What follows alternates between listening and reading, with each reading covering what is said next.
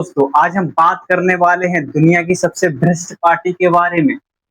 ये दुनिया की सबसे भ्रष्ट पार्टी क्यों है, आप ये जान के हैरान होने वाले हैं, क्योंकि ये दुनिया की सबसे भ्रष्ट पार्टी इसके लिए है क्योंकि इसमें सबसे ज्यादा बेकार नेता और भ्रष्ट नेता जुड़े हुए हैं।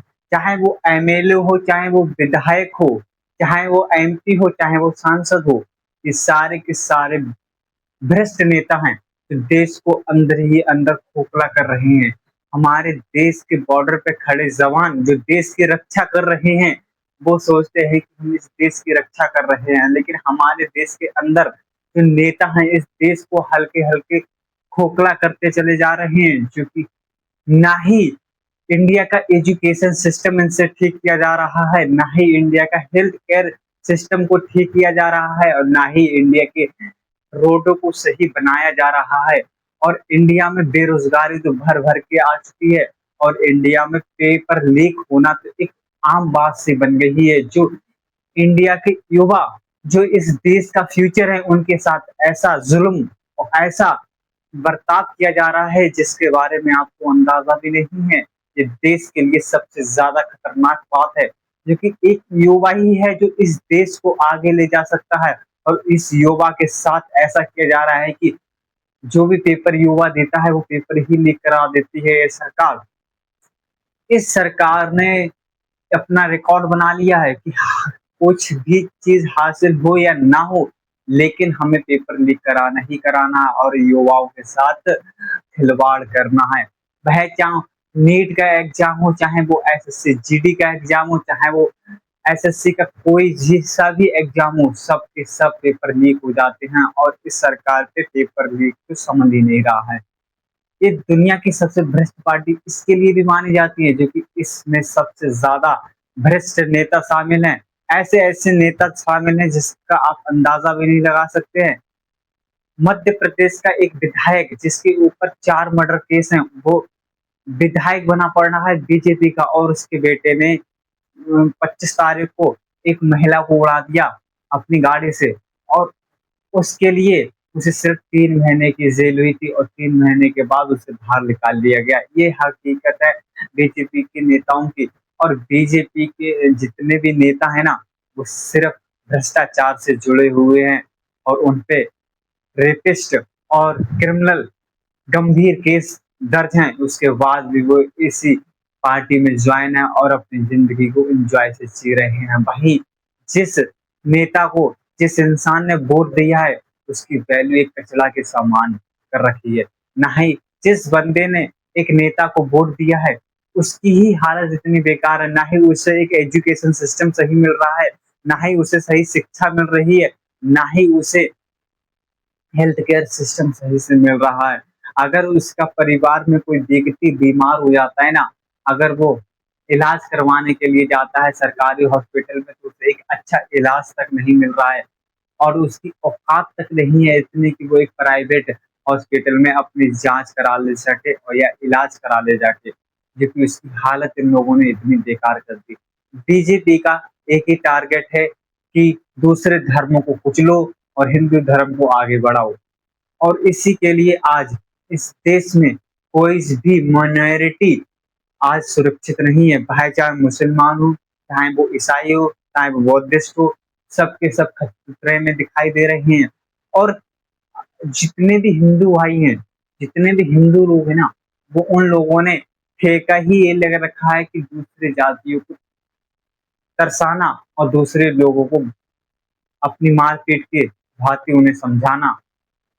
ऐसे बेवकूफ लोग इस दुनिया में भरे हुए हैं जिसका अंदाजा भी नहीं लगाया जा सकता है। और हमारे देश का प्रधानमंत्री एक ऐसा नेता है जो सिर्फ विदेशों में घूमता है, शिक्षा पे ध्यान नहीं देता। अगर उस इसके राज्य में इतने ज्यादा पेपर लीक हुए हैं, इसने आज तक पेपर लीक पर एक बात नहीं बोली है। और हमारे देश का शिक्षा मंत्री इतना अनपढ़, इतना जाहिल इंसान मैंने जिंदगी में नहीं देखा है। इन बीजेपी ने इस देश का सत्यानाश कर रखा है। इतने जालिम लोग हैं ना ये बीजेपी वाले, इतने जालिम लोग हैं जिसका अंदाजा भी नहीं लगा सकते हो। इतने भ्रष्ट लोग मैंने जिंदगी में कभी नहीं देखे, और ना ही शायद देखने को मिले।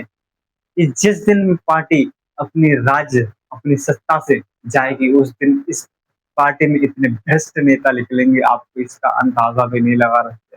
इसने ये छोटी-छोटी पार्टी होती है, एक राज्य में अपना मनोबल बनाए रखती है, उन पार्टियों को खत्म करती चली जा रही है बीजेपी पार्टी।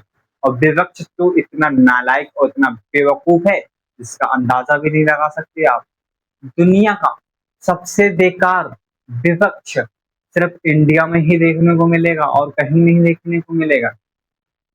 इंडिया में सबसे जाहिल लोगों में गिनती होती है ये विपक्षों की, जो कि ऐसे महाबेवकूफ है, इनसे ना ही हॉस्पिटल सही करवाए जाते हैं, ना ही इनसे रोड बनवाए जा रहे हैं, ना ही इनसे हेल्थ केयर सिस्टम सही करवाया जा रहा है और ना ही इनसे पेपर लीक रुकवाया जा रहा है।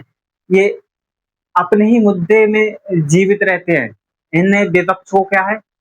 विपक्ष सिर्फ एक ही काम करता है कि मुसलमानों को दबाया जा रहा है, कि दूसरे कास्ट को दबाया जा रहा है, ऐसे मुद्दे उठाते हैं। ऐसे मुद्दों को उठाने का कोई मतलब ही नहीं है। इंडिया में सिर्फ वही मुद्दे उठाने चाहिए। बेरोजगारी की बात नहीं करता विपक्ष कभी। विपक्ष कभी एजुकेशन पे बात नहीं करेगा। विपक्ष कभी नहीं चाहता है कि इंडिया में मैन्युफैक्चरिंग बढ़े। ये सब इन पे बात करता ही नहीं है विपक्ष। विपक्ष बात किस पे करेगा? कास्ट पे बात करेगा। विपक्ष वंदे मातरम पे बात करेगा।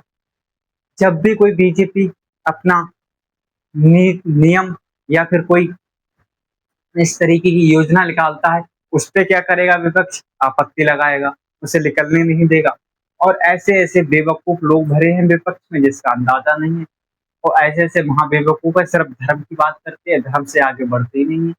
आज हमें एक ऐसा विपक्ष चाहिए जो वाक़ई में बेरोज़गारी की बात करे, रोडों की बात करे, तो इंडिया में इतने-इतने भारी गड्ढे वाले रोड दिखाई देते हैं, इतने ज़्यादा एक्सीडेंट होते हैं। और जो शिक्षा की बात करें, हेल्थ केयर सिस्टम की बात करें, इन सब की प्रॉब्लम की बात करें और युवाओं को रोज़गार दे, ऐसे विपक्ष की ज़रूरत है। और शायद कि हम इस कांग्रेस पार्टी से कुछ उम्मीद भी नहीं कर सकते। ऐसी भ्रष्ट पार्टियाँ हैं ये दोनों, जिसका अंदाज़ा नहीं है। इंडिया में एक नई पार्टी बननी चाहिए जो युवाओं की बात सुने, जो शिक्षा पे ध्यान दे, हेल्थ केयर सिस्टम पे ध्यान दे और एक अच्छी सी सड़कें बना के दे और लोगों को रोज़गार दे। दुनिया में जिस देश ने इन 4-5 समस्याओं को निपटाया है, वो आज पूरे तरीके से विकसित बन चुका है। हाँ, इंडिया को सिर्फ 5 से 6 चीज़ों पे ही ध्यान देना है और किसी पे ध्यान देने की ज़रूरत नहीं है। इंडिया को अपनी शिक्षा, हेल्थ केयर सिस्टम ऐसी मजबूत करना है और सबसे ज़्यादा पैसा R&D पे खर्च करना है। क्योंकि आज इंडिया अपना 5th जनरेशन फाइटर जेट भी नहीं बना पा रहा है। 5th तो छोड़ो, आज 4th जनरेशन फाइटर जेट भी नहीं बना पा रहा है। ये इंडिया की हालत है।